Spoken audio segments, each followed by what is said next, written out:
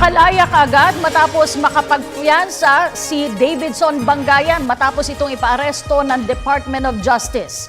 Ang detalye sa ulat ni Noel Perfecto.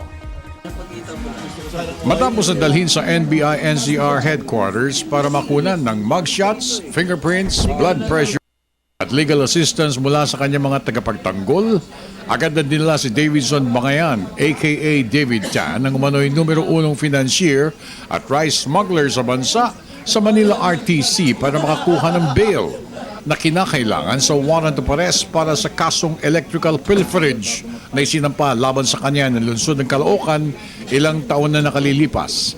Kasama ang kanyang battery of lawyers mula sa Senate hearing. Dito, pinasasampahan din siya ng kasong perjury matapos na makakita ng dahilan ng komite ng Senado para hainan ng reklamo si Davidson Bangayan alias David Tan. Samantala, posibleng imbitahan rin ng mga otoridad ng mga kilalang mga smuggler sa bansa na lumilinya sa naturang agricultural product para magbigay liwanag sa ginagawang investigasyon ng Fact-Finding Committee ng Senado. Maliban sa hinihinalang kuntsabahan sa mga opisyalis ng National Food Authority at ng Bureau of Customs, susubukan rin na alamin ang tunay na pagkatao ng mga isang Martin ng Cebu at isang Taguba na humahanay rin sa nasabing katiwalian.